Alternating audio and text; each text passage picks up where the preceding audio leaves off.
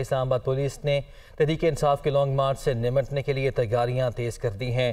ذرائع اسلام آباد پولیس کے مطابق وفاقی پولیس نے مارچ میں مسلح اشخاص سے نمٹنے کے لیے مسلح اہلکار تعینات کرنے کی منظوری طلب کر لی ہے۔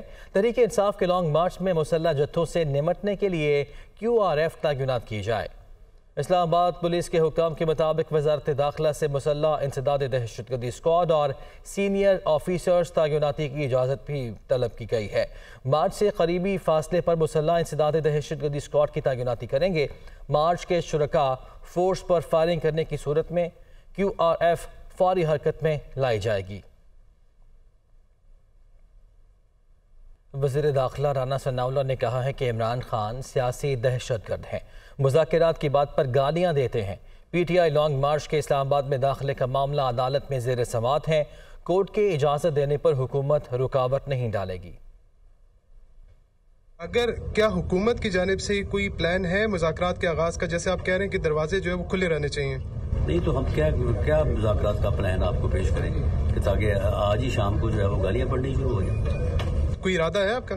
نہیں دیکھیں، ہم تو سیاستدانوں سے کسی سیاستدان سے مذاکرات کر سکتے ہیں، یہ تو سیاستدان ہے ہی نہیں، وہ تو بالکل ایک سیاسی دہشت گرد ہے۔ سیاست میں مذاکرات کی جو ہے وہ ہمیشہ جو ہے وہ فیور کی جاتی ہے، اور کوئی سیاستدان کبھی یہ نہیں کہتا کہ ہم مذاکرات جو ہے وہ نہیں کریں گے یا ہمارا مذاکرات کا دروازہ بند کریں، لیکن یہاں پہ مسئلہ یہ ہے کہ جب ہم مذاکرات کی بات کرتے ہیں تو عمران خان صاحب آگے سے گالیاں دینی شروع کر دیتے ہیں۔ جو انفارمل رابطے ہوتے ہیں نا وہ تو ہوتے رہتے ہیں، وہ تو اسی طرح سے ہے نا کہ کوئی مل گیا، کوئی فون پہ بات ہو گئی، وہ چیزیں اور ہیں۔ خان صاحب کو اسلام آباد انٹر ہونے دیا جائے گا؟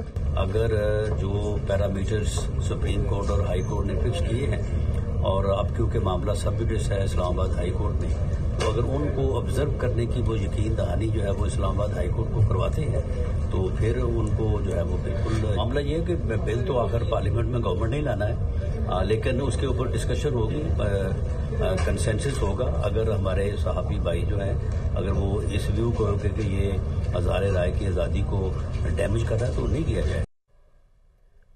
گجرانوالہ میں عمران خان کے خلاف بینرز لگنے کے معاملے پر فواد چودھری اور خرم دستگیر آمنے سامنے آ گئے۔ فواد چودھری نے پنجاب حکومت سے خرم دستگیر کی گرفتاری کا مطالبہ کر دیا، جبکہ خرم دستگیر نے کہا کہ جس میں ہمت ہے وہ آئے اور گرفتار کر لے۔ دونوں رہنما گجرانوالہ میں نیوز کانفرنس کر رہے تھے۔ یہاں پہ لغو اور گھٹیا بینر لگا رہے تھے، وہ خرم دستگیر لگوا رہے تھے۔ میں حیران ہوں، ابھی میری عمر چیمہ صاحب سے بات نہیں ہوئی کہ اس ایڈمیشن کے بعد ابھی تک خرم دستگیر کو گرفتار کیوں نہیں کیا گیا۔ اگرچہ بینر لگوانے سے میرا کوئی تعلق نہیں تھا، لیکن بینر پر جو تحریر تھی میں بول دیتا ہوں۔ میرا چیلنج ہے، گھڑی چور نامنظور، توشہ خانہ چور نامنظور۔ نہ صرف بینر ہے، میں نے اپنی زبان سے بول دیا، تو جس میں ہمت ہے آ جائیں۔ کیونکہ کل جس قسم کے مذہبی منافرت پر مبنی اور جس قسم کی گھٹیا بینرز جو ہیں انہوں نے خرم دستگیر کے بقول انہوں نے لگوائے، اس کے اوپر اب تک انہیں گرفتار کیا جانا چاہیے تھا، ان کو جیل میں ہونا چاہیے تھا۔ اور میری نظر میں یہ پنجاب حکومت کو میں مطالبہ کرتا ہوں کہ وہ فوری طور کے اوپر ایکٹ کرے۔ یہ کمال کرتے ہیں، یہ جس اظہار رائے، یہ بات بڑی اہم ہے، اظہار رائے کی آزادی صرف عمران خان کو حاصل نہیں ہے، گجرانوالہ کے شہریوں کو بھی حاصل ہے۔ وہ بھی بینر لگا سکتے ہیں، وہ بھی چور کو چور کہہ سکتے ہیں۔ تو چور کو چور کہنا اظہار رائے کی آزادی ہے۔ جو آئین جس کا احترام کرتے ہوئے ہم ان کو اجازت دے رہے ہیں کہ یہ ہر قسم کی لغو گفتگو کریں۔ اگر اس طرح کے بینر لگیں گے اور لوگوں نے جا کے خرم دستگیر صاحب کو گھر میں جا کے پٹائی کر دی تو پھر ہمارا ضلع میں تو نہیں ہوگا۔ جس طرح سے لاکھوں لوگ کل نکلے ہیں اور وہ کہہ رہے ہیں کہ میں بینر لگوا رہا ہوں، تو بڑی بری بات ہے۔ خرم دستگیر کے والد صاحب نے بھی یہی حرکتیں کی تھی، یہ خود بھی یہی حرکتیں کر رہے ہیں۔ وہی آئین ہمیں بھی اس شہر کے رہنے والوں کو بھی اجازت دیتا ہے کہ وہ یہ بینر لگائیں کہ گھڑی چور نامنظور ہے، توشہ خانہ کا چور نامنظور ہے، 52 ارب کے برطانوی پیسے کا چور نامنظور ہے اور رہے گا۔ چیف جسٹس اسلام آباد ہائی کورٹ جسٹس اطہر من اللہ نے کہا ہے کہ عوام کے اعتماد کی بحالی بطور ادارہ عدلیہ کا ٹیسٹ ہے۔ ہمارا واحد اور بنیادی مقصد نظام کی تبدیلی ہے۔ ہر شہری کو سستے اور فوری انصاف کی فراہمی چاہتے ہیں۔ اسلام آباد میں تقریب سے خطاب میں ان کا کہنا تھا کہ جج صاحبان اور عدلیہ کو تنقید سے کسی قسم کا ڈر یا خوف نہیں ہے۔ بہت سارے چیلنجز ہیں، یہ عمارتیں بن جاتی ہیں اگر اس ادارے کے اصل سٹیک ہولڈر عوام اور اس کے لیٹیگنٹس کو سستا اور جلد انصاف نہیں ملے گا تو یہ عمارتیں بے معنی ہوں۔ اس میں کوئی آر میں نہیں سمجھتا یہ تسلیم کرنے کی کہ اس سائل کو، اس لیٹیگنٹ کو، اس سٹیک ہولڈر کو ہم پہ اس طرح کا اعتماد نہیں تھا۔ 70 سال کا جو نظام ہے اس کی تبدیلی ضروری ہے، اس کے اصلاحات ضروری ہیں۔ قوانین کا ریویو بھی ہونا ہے، ان پروسیسز کا بھی ریویو ہونا ہے، ہماری اپنی اکاؤنٹیبلٹی بھی ہونی ہے۔ جناب وزیر صاحب، یہ میں آپ کو واضح کر دیتا ہوں کہ ہم جج صاحبان کو، عدلیہ کو کسی قسم کی کوئی خوف یا ڈر نہیں تنقید سے، کیونکہ تنقید ہی کے ذریعے ہماری اصلاح ہوتی ہے۔ یہ ہمارے ادارے کا صرف ایک ہی ٹیسٹ ہے اور وہ ٹیسٹ ہے کہ عوام کا اور لٹیگنٹ کا ہمارے اوپر کتنا اعتماد ہے۔ ہم نے اس اعتماد کو بحال کرنا ہے اور اس میں ضرور میں یہ کہوں گا کہ سیاسی قوتوں کو بھی اپنا رول ادا کرنا چاہیے۔ آگے بڑھتے ہیں۔ وزیر اطلاعات سندھ شرجیل میمن کا کہنا ہے کہ عمران خان اپنے مقاصد کے لیے خون خرابہ کرانا چاہتے ہیں، یہ مسلسل جھوٹ بول کر عوام کو بے وقوف بنا رہے ہیں۔ سابق وزیر اعظم آج بھی اداروں کے خلاف جھوٹی سازش کر رہے ہیں۔ حکیم سعید نے بھی کئی سال پہلے عمران خان کی حقیقت بتا دی تھی۔ فیڈرل گورنمنٹ نے اس شخص کو بہت زیادہ ڈھیل دے رکھی ہے۔ شرجیل میمن کراچی میں نیوز کانفرنس کر رہے تھے۔ عمران خان جو کہ روزانہ کی بنیاد پہ ایک ہی اسکرپٹ پڑھ رہا ہے اور کوئی نئی چیز نہیں کہتا۔ اس اسکرپٹ میں کیا ہے؟ بیرونی سازش۔ اس اسکرپٹ میں کیا ہے کہ وہ ایک ایماندار ہے، باقی سب چور ڈاکو ہیں۔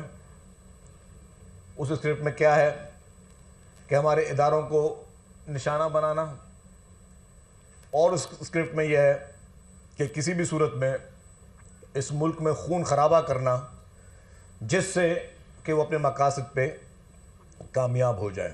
ایک جھوٹا شخص روزانہ کی بنیاد پر ایک ہی راگ گا رہا ہے جس سے وہ عوام کو بیوقوف بنانے کی کوشش کر رہا ہے۔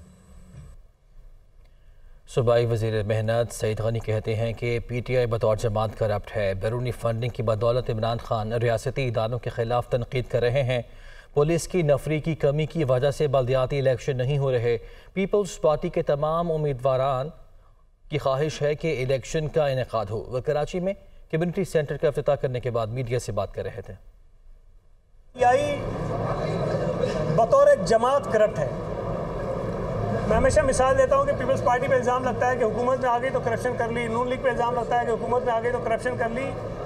یہ وہ جماعت ہے جو حکومت میں نہیں تھی تب بھی کرپٹ تھی، اور اس کی بات میں نہیں کہتا تھا، ان کے اپنے لوگوں نے مختلف مواقعوں پر باتیں کہی ہیں۔ آج آپ عمران خان کی سرگرمیوں کو لنک کریں اور جو ایکشنز وہ پچھلے 6-7-8 مہینے سے کر رہا ہے، وہ ہماری فوج کو متنازع بنا رہا ہے، وہ الیکشن کمیشن کو متنازع بنا رہا ہے، وہ عدالتوں کو متنازع بنا رہا ہے، وہ پارلیمنٹ کو بے توقیر کر رہا ہے، وہ ہمارے معاشرے کو تباہ کر رہا ہے۔ یہ سارے وہ کام ہیں جو پاکستان کے دشمن چاہتے ہیں کہ یہ ہو، اور عمران خان ان دشمنوں کے ایجنڈے پر کام کر رہا ہے، اس لیے کہ عمران خان کو پیسے دیے گئے۔ عمران خان بیرونی پاکستانی جو دشمن ہیں ان کی فنڈنگ کی وجہ سے پاکستان کی فوج کے اوپر الزامات لگاتا ہے، عدلیہ، الیکشن کمیشن اور آئین کو جو ہے وہ توڑنے کی بات کرتا ہے۔ عمران خان ہر طرح سے، ہر طریقے سے قانون کی زد میں آتا ہے، اسے گرفتار ہونا چاہیے تھا، اور جو پیسہ اس کو غیر ملکی طاقتوں نے دیا ہے اس کی تحقیقات بھی ہونی چاہیے۔ اس وقت ہم اس پوزیشن میں نہیں ہیں کہ وہ سیکیورٹی فراہم کر سکیں بلدیاتی الیکشن کے لیے جس کی ضرورت ہے۔ پی ٹی آئی کے بیانیے کی بات ہے، میں آپ کو آج کھڑے ہو کے کہہ رہا ہوں، یہاں پہ نے بار بار کہا ہے کہ پیپلز پارٹی کے تمام عہدیداران اور پیپلز پارٹی کے نامزد امیدوار جو کراچی سے الیکشن لڑ رہے ہیں، ان سب کی یہ خواہش ہے کہ جلد از جلد کراچی کے بلدیاتی الیکشن ہو جائیں، اس لیے کہ ہمیں اس بات کا یقین ہے کہ اس وقت جو کراچی کی صورتحال ہے اس میں پاکستان پیپلز پارٹی بلدیاتی الیکشن میں سب سے بڑی پارٹی بن کر ابھرے گی اور ہمیں الیکشن کا کوئی خوف نہیں ہے۔ عمران خان کے مارشل لاء سے متعلق بیان پر عظمی بخاری کی شدید تنقید، کہتی ہے کہ عمران خان کا مارشل لاء لگوانے کا شوق ناقابل برداشت ہے۔ عمران خان کا ایک ہی موٹو ہے کہ میں یا قیامت، اگر آج مارشل لاء ہوتا تو آپ کو سڑکوں پر گھسیٹا جاتا۔ عمران خان پاکستان کو سری لنکا بنانا چاہتے ہیں۔ وہ لاہور میں پریس کانفرنس کر رہی تھی۔ اب جو ہے وہ آپ کو اگر آج مارشل لاء ہوتا نا عمران خان صاحب، تو آپ دندناتے نہ پھر رہے ہوتے، آپ کسی کال کوٹری میں پھینک دیے گئے ہوتے۔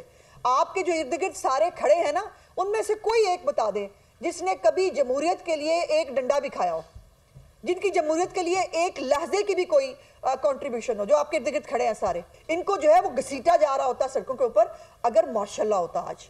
آپ کو بڑا شوق ہے مارشل لاء لگوانے کا، آپ کا یہ شوق پورا نہیں ہوگا۔ معاون خصوصی عطا طارق نے کہا ہے کہ لانگ مارچ میں لوگ اکٹھے نہیں ہو رہے، وقت گزرنے کے ساتھ ثابت ہو رہا ہے کہ یہ خونی مارچ ہے۔ تحریک انصاف کا لانگ مارچ اسلام آباد پہنچتا دکھائی نہیں دیتا۔ وہ اسلام آباد میں پریس کانفرنس کر رہے تھے۔ کچھوے کی رفتار سے چلتا ہوا لانگ مارچ بہت ہی سست روی کا شکار ہے، اور سست روی کا شکار ہونے کی بنیادی وجہ یہ ہے کہ جو ایک جمع غفیر کی اور ایک سیلاب کی لوگوں کی بہت بڑی تعداد کی توقع کی جا رہی تھی، لوگوں کو موبلائز کرنے میں تحریک انصاف ناکام رہی ہے۔ اسی لیے یہ کچھوے کی سی رفتار سے اسلام آباد آنے کے نہ آثار ہیں نہ ڈیٹ کا اعلان کیا گیا ہے۔ یہ پہلے دن سے خونی مارچ تھا، یہ خونی مارچ ہے۔ وزیر اعلیٰ پنجاب چودھری پرویز الہی اور مونس الہی سے چیئرمین سینٹ صادق سنجرانی کی ملاقات ہوئی۔ ملاقات میں باہمی دلچسپی کی امور صورتحال پر تبادلہ خیال کیا گیا۔ امریکہ سے آئے تنویر احمد بھی اس موقع پر موجود تھے۔ صادق سنجرانی نے پنجاب کے عوام کی فلاح و بہبود کے لیے چودھری پرویز الہی کے اقدامات کو سراہا ہے۔ وزیر اعلیٰ پنجاب نے کہا عام آدمی کو ریلیف دینے کے لیے آخری حد تک جائیں گے۔ مسلم لیگ نون نے ان کے دور کے فلاحی منصوبوں کو سیاسی انا کی بھینٹ چڑھایا۔ پنجاب کے عوام کو ریلیف دینے کے لیے جو کچھ کر سکتے ہیں وہ کر رہے ہیں۔